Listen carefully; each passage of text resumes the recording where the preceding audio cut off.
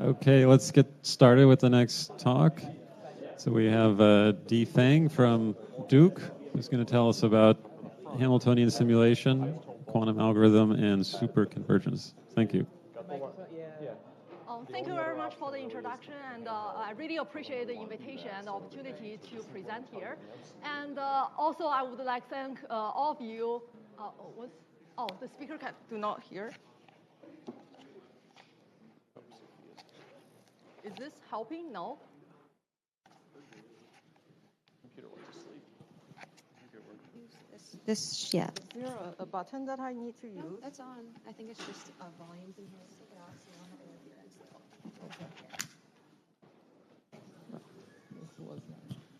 What about this time? Okay. Now I feel like I'm a singer that I'm. Anyway, thank you everyone for attending my talk today. So since this is QSIM, I guess it's quantum simulation, so I think about what I should talk about rather than talking about some, say, pure mathematical proving kind of stuff. I decided to talk about time-dependent Hamiltonian simulation. And this is going to be one of the talk where I will use some techniques, where you will also see later talks on this technique. And this line of work include these two papers. The first one is collaboration with Dong and Lim, good friends, and it's on first order, which I will mention what they mean. But if you have already attended the summer school, for example, you already know what I mean by first order. And the second work is with two very talented PhD students that I've been working with, and this is the main focus of my talk today. It's going to be a second order algorithm.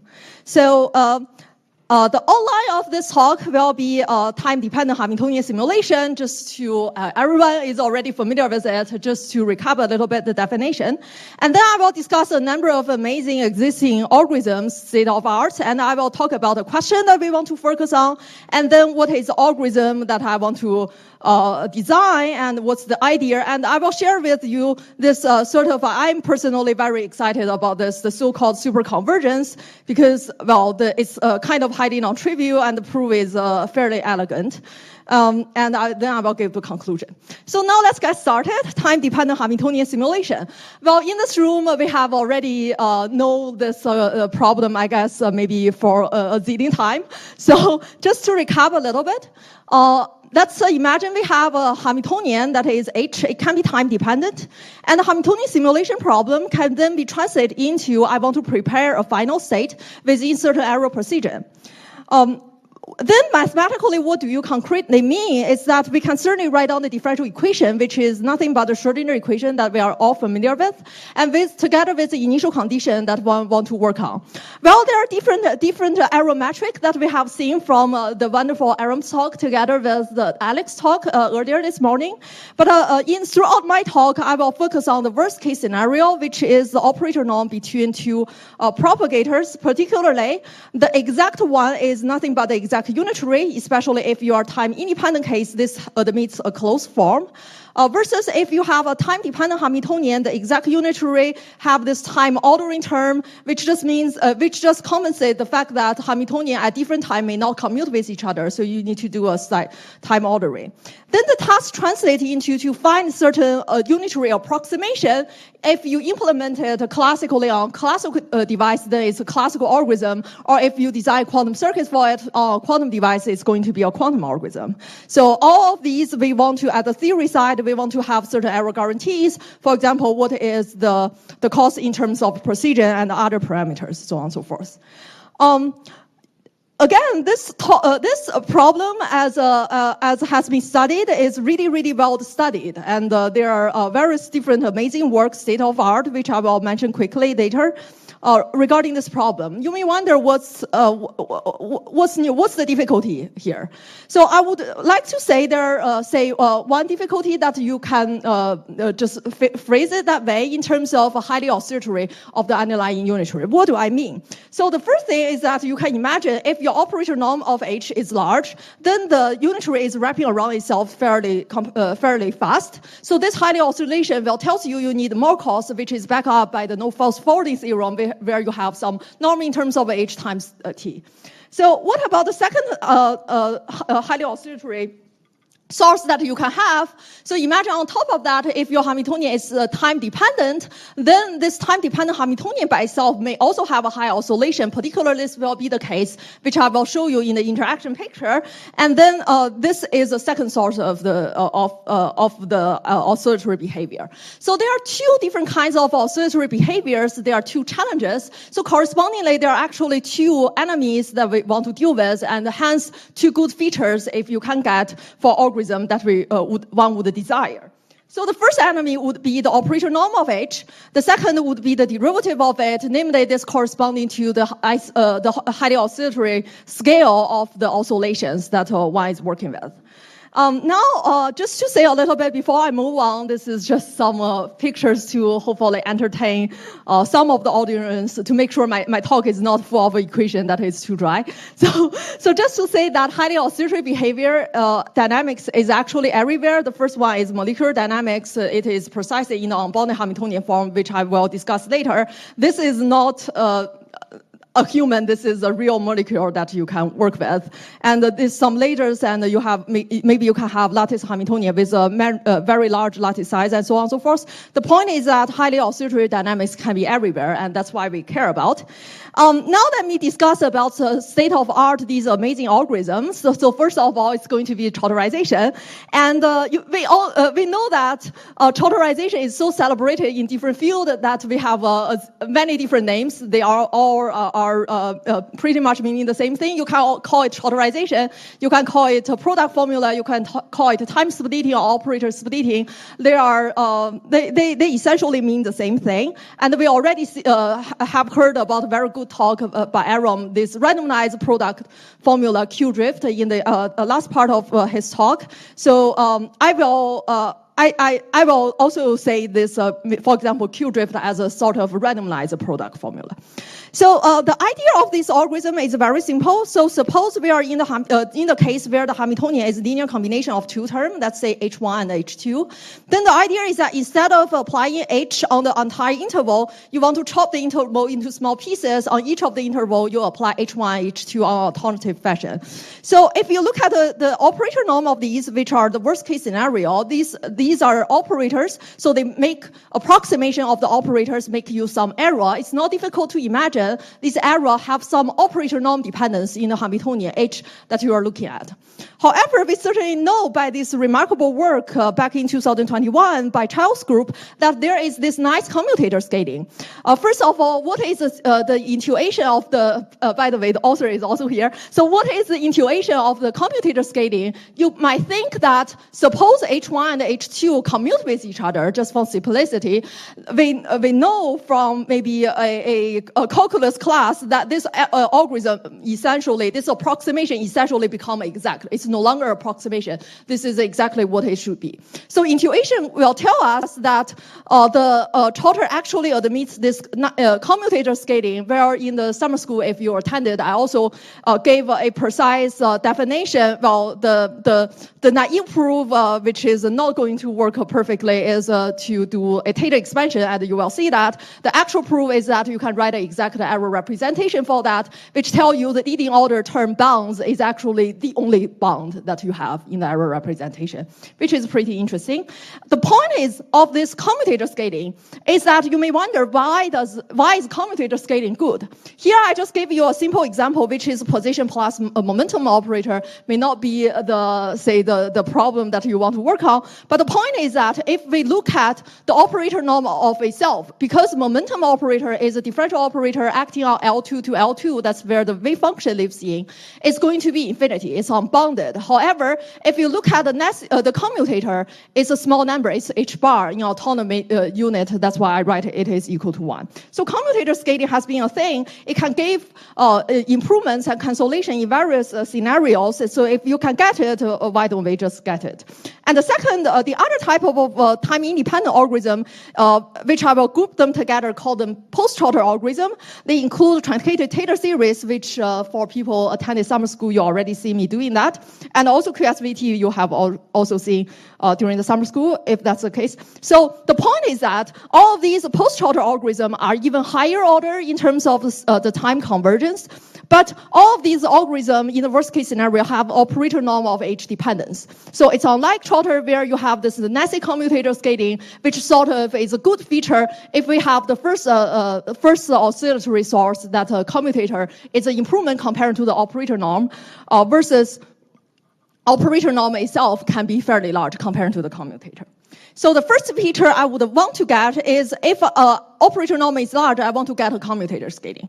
So what about second feature? Now you imagine if your problem on top of that is time dependent, we also have this trotterization in the time dependent case, where it's proven by Nathan et al. I think Nathan is in the audience somewhere. And the standard trotter actually gave you a polynomial dependence on the derivative. If we really want to get an algorithm as optimal as possible, we certainly want, say, weak dependence on the derivative instead of, say, the polynomial dependence on the derivative. This would be the second feature that I want to get. You may wonder, is there any existing time-dependent algorithm that can give you weak dependence on the derivative, get rid of polynomial dependence on the derivative? Certainly there are, and it was already introduced, for example, Q-drift, and a number of other randomized algorithms. The idea is that you want to randomly choose a time or choose a term in terms of your product formula. It's still going to be a product formula form, and then you gain in terms of you can gain upon the improved complexity over the trotterization. In particular, in the time-dependent case, you get rid of this polynomial dependence on the derivative. However, randomized formulas in general are first-order convergence, which I will also say is weak convergence in the sense that it's focusing on the convergence of the distribution rather than the error concentration. And there's also remarkable work along the Dyson series line, and there are a number of different types of Dyson series, and there are authors in this audience who have done remarkable work along these lines. And these are really great work. You can get a log dependence on the derivative, but I just like to say that in the time-dependent case, there is no commutator scaling.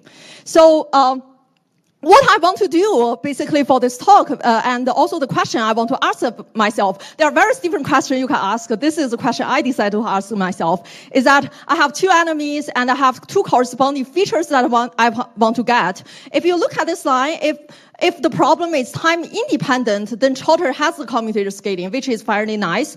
Then the question would be, if you come to the time dependent case for general Hamiltonian H, can you also get a commutator scaling for a general Hamiltonian form of H without restricting to say that H have admit a specific form, which I will show you later. In certain specific form, Trotter can still recover the commutator scaling. But for general H, none of the algorithm actually directly give you a commutator scaling. And on top of that, we also hope that we have weak dependence on the derivative. For example, log dependence on a derivative. This will be something that is desirable. So that's precisely what I'm going to do now. So in terms of the two algorithms that I'm going to show you, mainly the second algorithm is precisely going to answer this problem.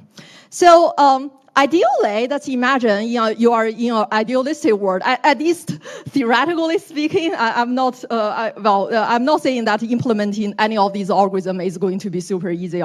It's not easy at all on a hardware level. And just ideally, what is a wish list of a time-dependent Hamiltonian problems? The features that one might want to have. So the wish list of mine would be, first, I want to have a commutator scaling for arbitrary h of t, and on top of that, I hope it's insensitive to the time, the rapid oscillation of the Hamiltonian itself, say log dependence of it, and also I hope it's I hope it's fairly high order in the sense that randomized algorithms are great. They give you first order in convergence. Can you do maybe second order, third order a little bit? Is there a recipe to go beyond the first order? So this would be my wish list. So arbitrary high order, to be honest with you, will not be discussed in this particular work line that I'm going to talk about.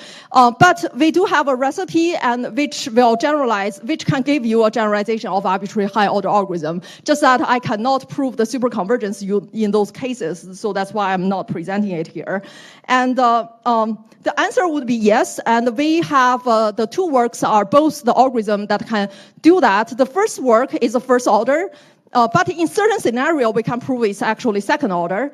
But the work that I'm going to focus today is a second order algorithm in general with commutator scaling. And in certain scenario, you can prove the so-called superconvergence results, which is fairly it's surprising. Which says that the second order is going to be a fourth order algorithm. So just calculate to say, okay, commutator scaling, you have precision regime, log dependence, and my algorithm, you will also see this superconvergence, which means that the algorithm in a certain scenario dramatically outperforms what is expected in general. So this is not a convergence because it's not improvements on all cases, but on certain cases there is. This is what is called superconvergence. All right, so now let's come back to this commutator scaling. So we ask ourselves, okay, Trotter, time independent, it have commutator scaling. Why don't it, maybe a time-dependent case, the standard Trotter also gave us commutator scaling. That could be very likely. So maybe you can somehow generalize our time-independent analysis, the exact error representations, to the time-dependent case, and then you get that maybe the standard Trotter also gave you commutator scaling. So to show you something that is true, I need to give you an example. However, to counterprove something, all I need is a counterexample. So here is my counterexample. I'm going to take a Hamiltonian in this controlled form where H1 and the F2 are the only time dependency sources. There are actually some scalar functions. On top of that, I'm going to take H1 and H2 actually commute with each other. I just run a very small experiment on my classical computer. If there is indeed a commutator scaling, you should see machine precision because the algorithm become exact. You should not see any error. However, if you do it, this is a simple exercise. If you're interested, you immediately see that's not the case. So this immediately tells us the standard Trotter, if you really want to use it in the time-dependent case, it may not give you the commutator scaling. Well, you may say that, well, that's not the end of the world. We have this so-called generalized Trotterization. If you have working on Hamiltonian simulation on the theoretical side, maybe you have heard of it, dated back to the 90s. So the generalized Trotterization is essentially saying that, suppose it can work for arbitrary mode terms, but for simplicity, I'm restricting the case to 2. So suppose I have H1 and H2, I can also do this Trotterization. It's basically splitting the operator and make it applying either H1 and H2 on each of the smaller intervals. And it's not difficult to prove using exact error representation following the similar line that this actually gave you the commutator scaling. Then you may be like, well, isn't that generalized Trotter just gave you commutator scaling and you are done? But what I want to emphasize, if you look at this carefully, you realize the left-hand side is a time-dependent Hamiltonian simulation, where the right-hand side is still have this time ordering operator. It is still time-dependent Hamiltonian simulation. In other words, you are turning one time-dependent Hamiltonian simulation into two presumably simpler time-dependent Hamiltonian simulation. Still, you need to worry about how you implement this time-dependent Hamiltonian so that you do not reintroduce various different things such as polynomial dependence on the derivative, that you can still return this commutator scaling. So when I discuss a little bit about the analysis, you will see a little bit more concisely what Trotterization is actually doing in terms of when we think about the framework that I'm going to discuss. So nevertheless, if the h of t takes a very special form, such as if it's a controlled form, then you can indeed show, okay, it has commutator scaling, the generalized Trotter formula, and also the generalized multi-product formula can also have commutator scaling for some special forms. Okay, now I'm going to talk about the idea of my algorithm. So first of all, I'm going to write down the exact unit race, which is nothing but this exponential, where this a is negative IH. That's why you do not see negative I floating around. But this time ordering is really what make it not just a matrix matrix exponential make it a time-dependent Hamiltonian simulation. So you may wonder, well, if I want to get, say, nasty commutator scaling, what should you do?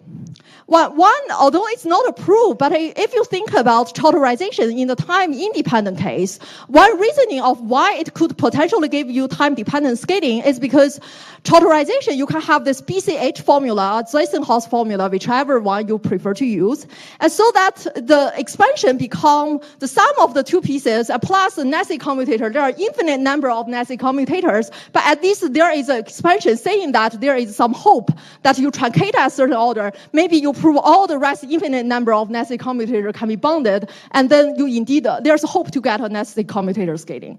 So similar story here. Now we are in the time-dependent case. We certainly want to ask ourselves, is there a series already exists in literature in, so that the series itself has this time-dependent nasty commutator structure? And turns out that's the case. In particularly, I'm going to do the following, since the time-dependent, the time ordering is really the one that is forbidden this into a simple matrix exponential. So I'm going to force myself by writing an exponential of something of this omega and dropping this time ordered operator. And you ask yourself, what could that be? It turns out then omega will admit a series expansion. This expansion is called magnet series. And the precise form of a few terms of the magnet series is going to look at the following, where the first term is, if you truncate at the first term, is as if you are dropping directly the time ordering term. And the second term gives you a nasty commutator form. And there are infinite, again, this is a series, there are infinite number of terms. Each of the terms have the nasty commutator form, so that there is some hope if you truncate it, just as Dyson in the BCH form, Trotter in the BCH formula, you get the commutator scaling. So this is going to be what I'm going to focus on. And before I talk about precisely what the algorithm is going to be, I want to mention that magnet series is actually quite widely used in literature at this moment. There are in classical numerical analysis literature, there are these algorithms called classical magnet integrators, which are a type of algorithm where you first do the magnet truncation and then you combine with some numerical quadrature, such as the Gaussian-Legendre quadrature points and so on and so forth. Those are classical algorithms, which I'm not going to mention. And also, actually, if you look at totalization, it turns out totalization, I have one slide in the end, but depend on time whether I can show you or not. I think it's pretty cool that you can derive totalization by looking at a first-order magnet truncation plus the interaction picture plus a one quadrature point numerical quadrature. And it gives, just write it out, it gives you precisely totalization. I think it's a nice connection to see over there.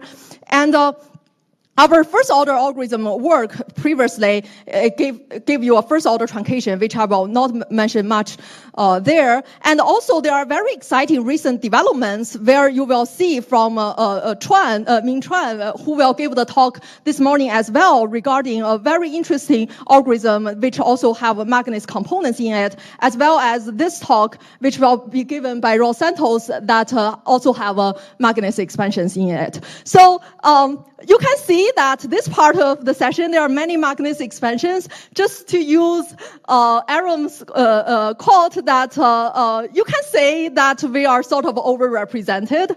But I think another way to say it is also like, this stuff is important. That's why we are all working on it from different groups. Okay, so now let me talk about what is the recipe of the algorithm. So you have a series, and you are going to truncate it. Truncated first order, you expect to get a first order algorithm. Second order, you expect to get a second order algorithm, so on and so forth, just as if you are truncating, say, the Dyson series. And then after truncating that, what I will get is going to be a bunch of numerical integrals. I no longer have this time ordering. All I need is to do in an exponential where this term that I'm exponentiating has some numerical integral in it.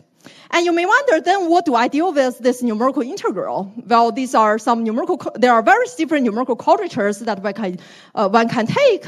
But out of various different algorithms, I decided just to use this very simple one, which is nothing but a Riemann sum. The idea is that, okay, you have the integrand, which is from time interval that you want to consider it. I'm just going to chop it into further very, very small pieces, say using m different pieces. I'm going to add up all of these rectangles. These are the familiar Riemann sum that we have seen in various different places.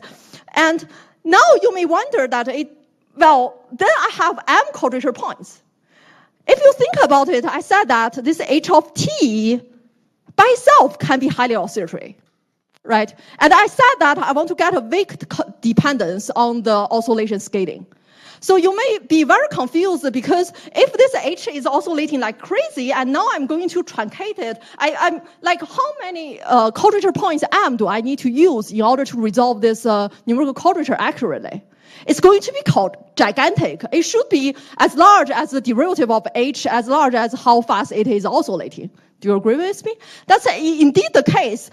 But you don't need to worry too much because we have this LCU to back up. So in other words, as long as you can design an LCU type of circuits, then the cost, although m is gigantic, but the cost of this circuit will get away with log dependence on m. So sometimes we also call it quantum algorithm. The first quantum coming from breaking down a super large Hilbert space. The second quantum is intrinsically here. There is some LCU that you need to deal with in terms of time versus this forbidden one to implement this as efficiently or classically. So this is purely a quantum algorithm to be efficient.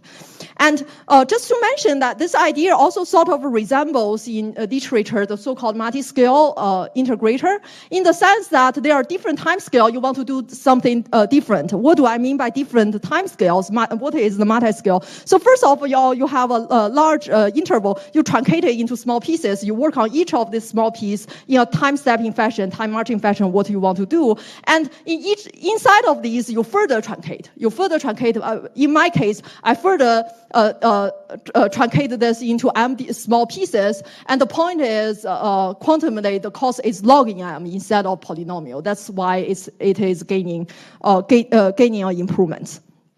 So after doing that, the problem is essentially become a time-independent problem, and then we have a sophisticated state-of-art algorithm to circuit to directly use, such as QSVT combined with OA.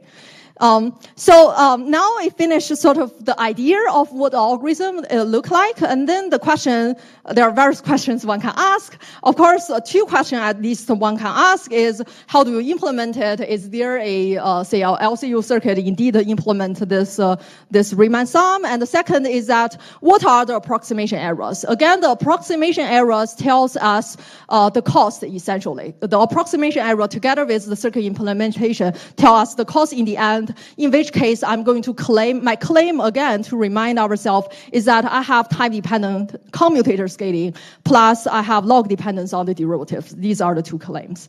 Question number one, this is a circuit. This is pretty, I would admit, this is not a good looking circuit. It's pretty complicated for the second order torter. But the point is it's log dependence on the derivative, it turns out, if you work on everything. However, in our previous work, if you only truncate the magnets into a first order, and this circuit is much nicer to work with. It's a lot simpler. Both of the algorithms have nested commutator scaling, just that this is the second order in general, this is the first order in general.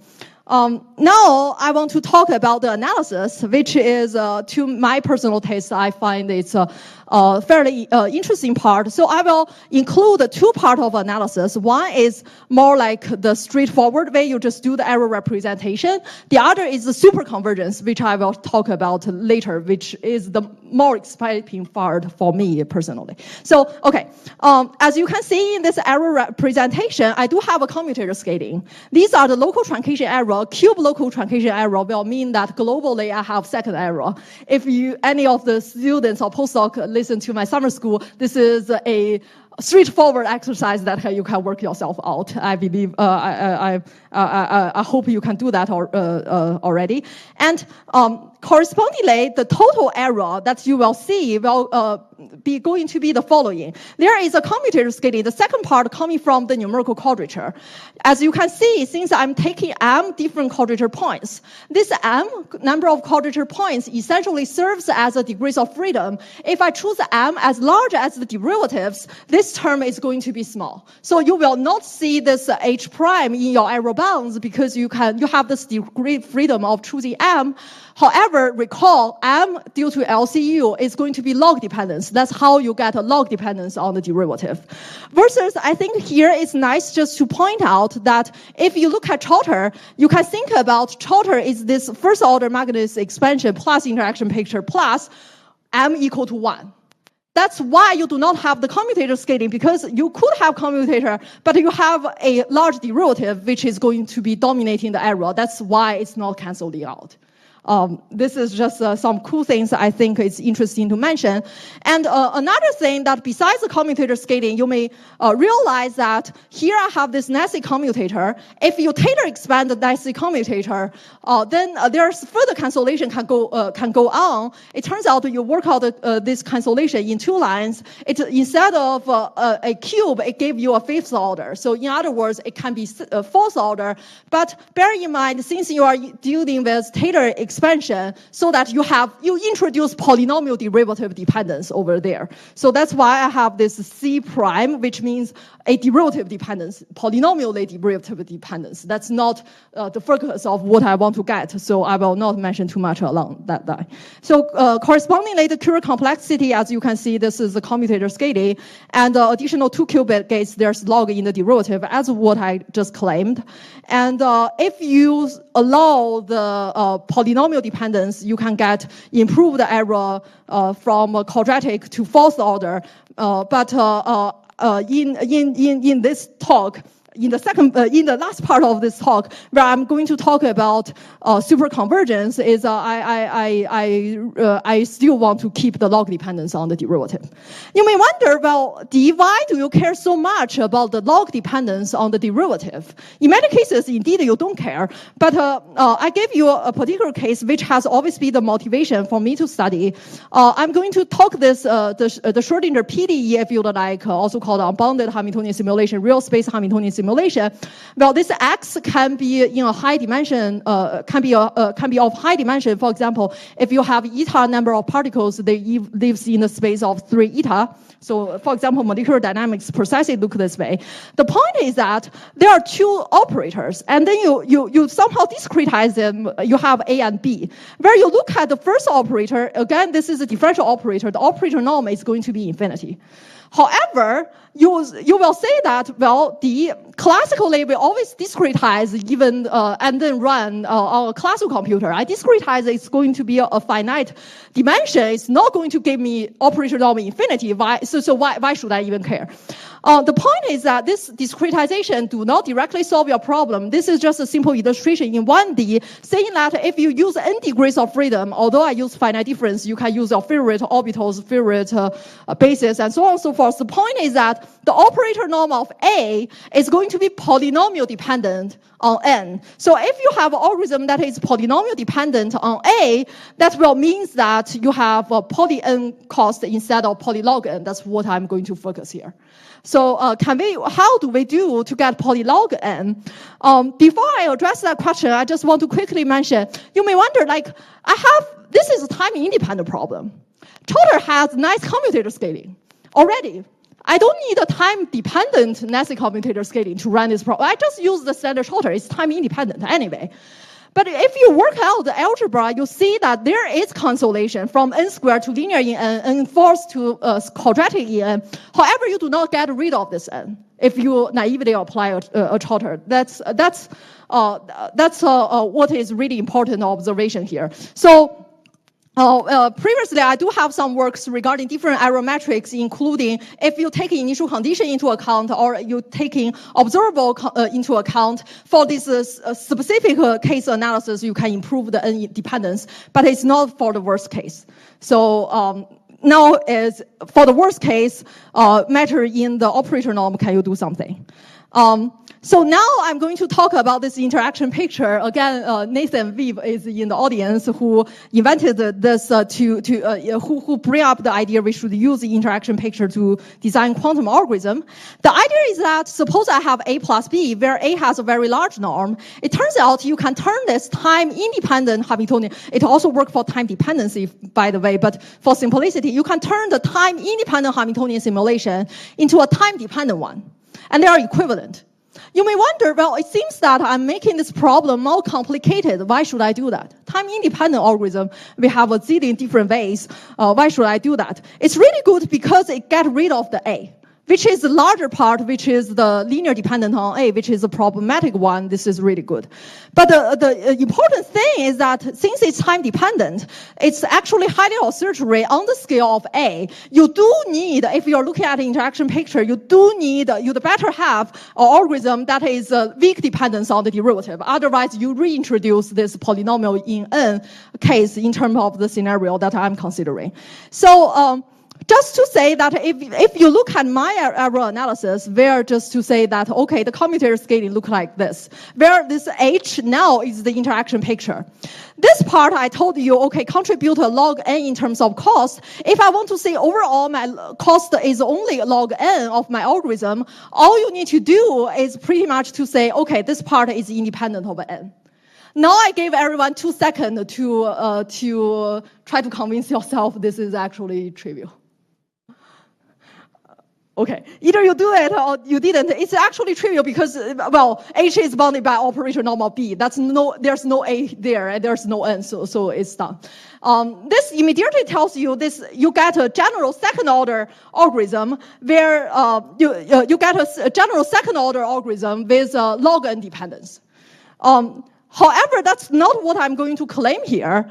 What I'm going to claim is this so-called superconvergence results. By the way, you can also use the derivative bound to get a fourth order, but independent. That's what I want to get rid of essentially here. So my superconvergence results essentially tells you that the second order Magnus, if you do it in the right way, actually give you a fourth order algorithm. On top of that, the pre-error constant is independent of n. So I do not have the derivative dependence here.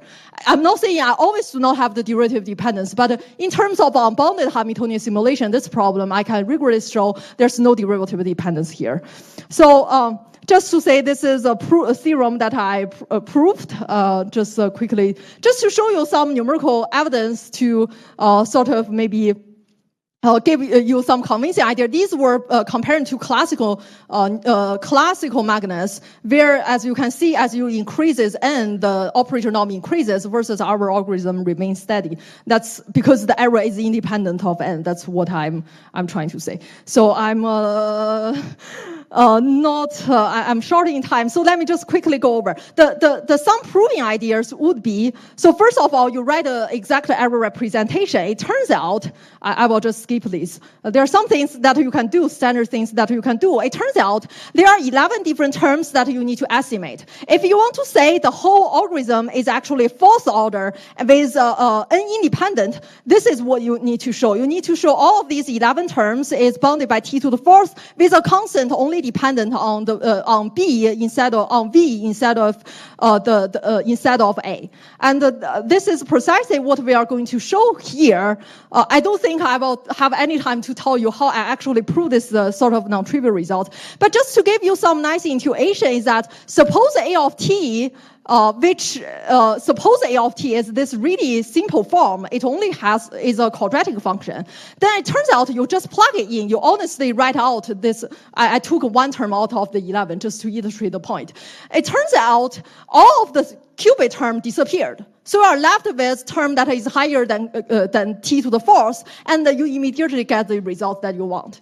However, what I want to emphasize is this is far away from the superconvergence that I'm trying to prove here, because first of all, in your interaction picture, you do not have exactly RT squared. Instead, you have a remainder term that has t in it. On top of that, this operator norm of AB in the unbounded Hamiltonian are actually all unbounded. So you are not allowed to do any sort of Taylor expansion. But suppose we do the Taylor expansion, what's the point? What's the issue there? It turns out you will have some term here where you need to bound, and there's a simple numerical evidence that you can just run. It's not going to be bounded independent of n. So it just says that if you try to take the expansion route, it's not going to work.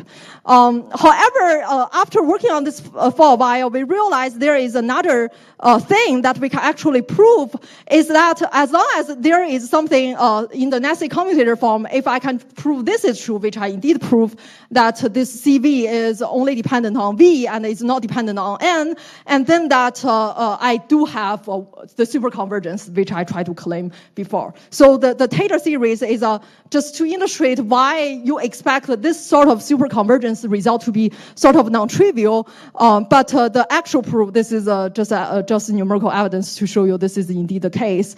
The actual proof is a lot more complicated, which uses some pseudo-differential calculus and micro-local analysis, and I'm not going to talk about. So I think I do not have time to show you the trotter, how you derive trotter from Magnus, but that's the end of my talk. Thank you.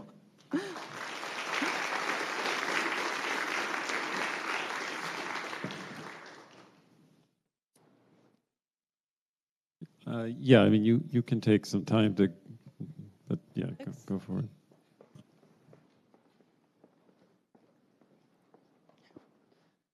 Thanks for the talk. I have a fairly basic question, which is, if I have a generic time-dependent Hamiltonian, or maybe an unbounded norm Hamiltonian, what are the best known lower bounds? What do they think they should be, and how far away are these methods from those? Oh, that's a great question. Actually, the other expert can correct me if I'm wrong. I do not see a specific time-dependent Hamiltonian lower bounds in literature, unless say it's the linear combination form where you have a control form, sum of all of the CJ of T, where CJ are the scalar functions acting on H, and then you can transform that into the time-independent lower bounds versus a general time-dependent. I have not seen any concrete lower bound results. Is there any disagreement with what I just said? No? Okay. Thank you for the question, Alex. Okay, any other questions? If you want, you can. Is there any future directions you want to? Right. Well, I showed you this specific cases of this superconvergence in unbounded Hamiltonian, where I have a high dimension Laplacian plus potential. You may wonder, for example, can I have superconvergence in other cases? Well, I don't have an answer for now. Like, can you give me a generic criteria of A and B so that as long as they are satisfied, then I immediately can have this nice superconvergence? I do not have that result at this moment, but it turns out it's not completely hopeless if, for example, you are dealing with a k-local Hamiltonian on the spin system. Over there, recently we are working on something else, but we proved a theorem stating that well, when you look at the matrices, not all the matrices can be written in this form, but it turns out some of the matrices can be identified as a discrete micro-local operators for some continuous function. Therefore, if this, then you can also quantize it using the regular well quantization way, just to say, okay, position operator, momentum into momentum operator, and these operators on the continuous fashion are very well studied and super easy to work with, and it would be super nice if these two has a nice connection. So it turns out if A happens in a symbol class, we can show that the operator norm in L2 to L2 of the matrices is upper bounded by not even with any constant, is upper bounded by the operator norm of these continuous variables, which are easier to. Why continuous variables are easy to work with? Back to the example, say position and momentum. If you want to make the commutator, you know exactly how to calculate it. But if I give you two general matrices, it takes you a while to calculate that. However, this little thing that I want to mention is that, for example, if you discretize a unbounded operator, the function A that you identify with may not be exactly the same one as you start with. For example, if you truncate somehow P in different orbitals, you may not always identify this operator as P exactly. It could be some other operator, say cosine P, something like that. But this nice theorem gave you the correspondence to hopefully get some hope. Yeah, thank you. Thank you. Okay, let's thank the speaker again.